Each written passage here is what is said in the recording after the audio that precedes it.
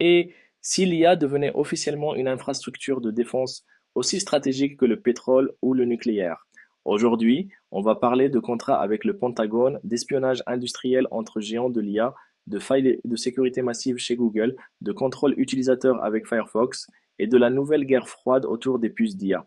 Restez bien jusqu'au bout. On terminera par ce que tout ça veut dire concrètement pour votre business et vos décisions stratégiques.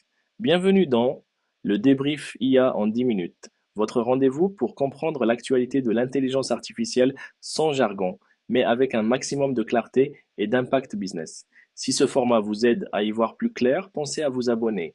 3 épisodes par semaine, lundi, mercredi et vendredi à 10 heures. Allez, on attaque avec la grosse news du jour, l'IA côté Pentagone. Première actualité, le Pentagone choisit OpenAI après s'être séparé d'Anthropic. Après un bras de fer autour des garde-fous éthiques, Anthropic a quitté la table des négociations avec le département de la défense américain. Résultat, c'est OpenAI qui décroche un nouvel accord avec le Pentagone, en expliquant qu'il garde les mêmes lignes rouges que celles qui avaient justement posé problème avec Anthropic. Qu'est-ce que ça veut dire concrètement?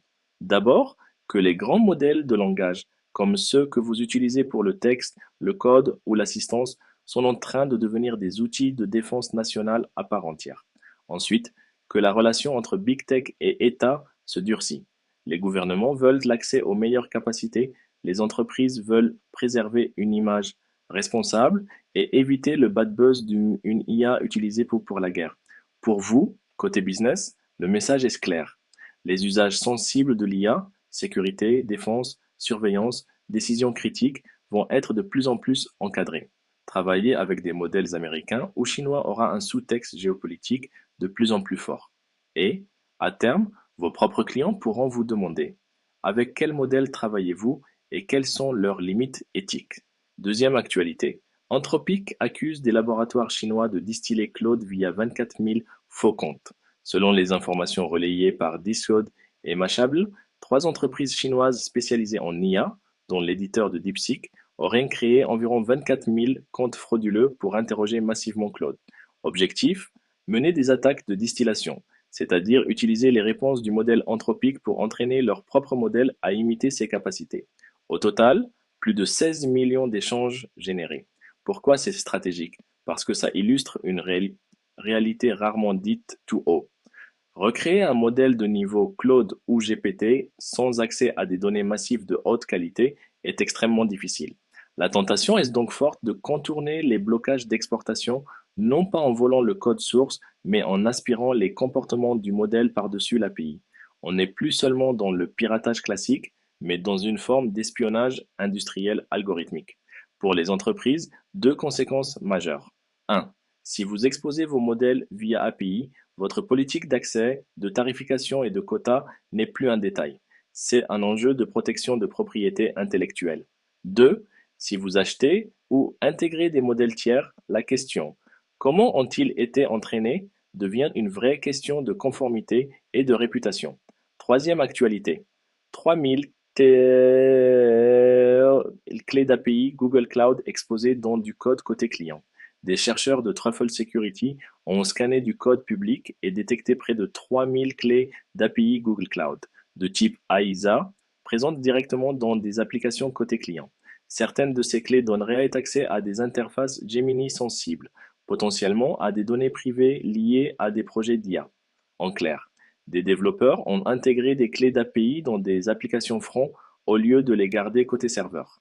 Ces clés se retrouvent dans le code distribué aux utilisateurs, analysable et récupérable par n'importe qui. Résultat, accès potentiel non autorisé à des API Gemini, à des données, voire à des facturations abusives. Ce n'est pas une anecdote de développeur, c'est un sujet de gouvernance. Plus vous déployez d'IA dans vos produits, plus vous multipliez les points d'entrée techniques. Un seul mauvais pattern, une clé laissée dans du JavaScript, un repo mal configuré, peut ouvrir une brèche coûteuse. Pour un dirigeant ou un décideur, cela signifie la sécurité IA doit être intégrée à votre politique de cyber, pas traitée à part. Il faut auditer vos usages d'API d'IA comme vous auditeriez vos bases de données sensibles et imposer des bonnes pratiques DevOps spécifiques aux services IA. Rotation de clés, proxy backend, surveillance d'usage. Quatrième actualité. Firefox 148 introduit un contrôle centralisé des fonctionnalités d'IA.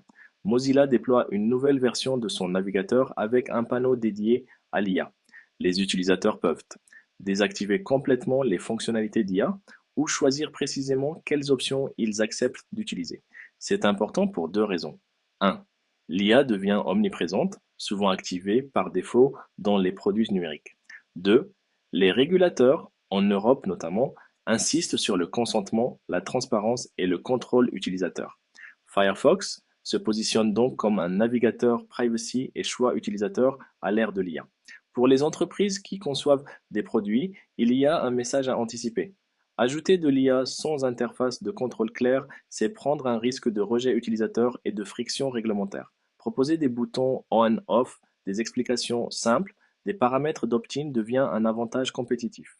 Dans quelques années, ne pas offrir ce niveau de contrôle pourrait être perçu comme aussi choquant que de ne pas proposer de réglage de confidentialité aujourd'hui. Cinquième actualité, les États-Unis envisagent un nouveau cadre juridique pour l'exportation de puces d'IA.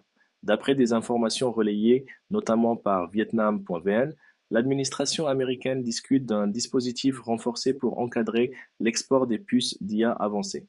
Parmi les pistes évoquées, exiger que certains pays investissent dans des data centers aux États-Unis pour accéder aux puces, demander des garanties de sécurité renforcées, voire organiser des inspections sur place pour les commandes massives.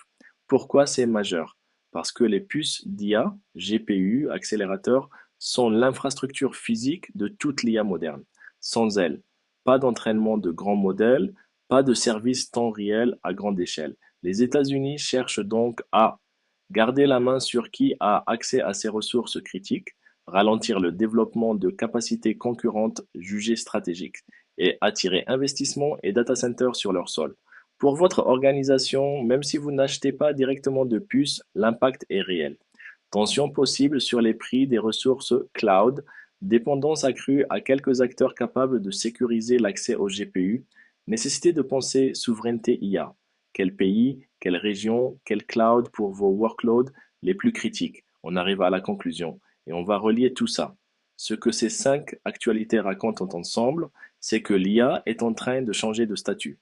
Ce n'est plus une fonctionnalité, c'est une infrastructure stratégique. Ce n'est plus juste une question de productivité, mais de pouvoir économique, politique, militaire. Vous avez, d'un côté, l'État américain qui signe avec OpenAI et verrouille l'export des puces, des acteurs chinois accusés de distiller des modèles occidentaux pour rattraper leur retard, des failles massives qui exposent les coulisses techniques de cette course à l'IA, et des produits comme Firefox qui essayent de redonner du contrôle aux utilisateurs coincés au milieu. Pour vous, décideurs, entrepreneurs, responsables produits, la feuille de route est triple. 1. Sécurité. Intégrer la sécurité des modèles et des API dans votre gouvernance cyber. 2.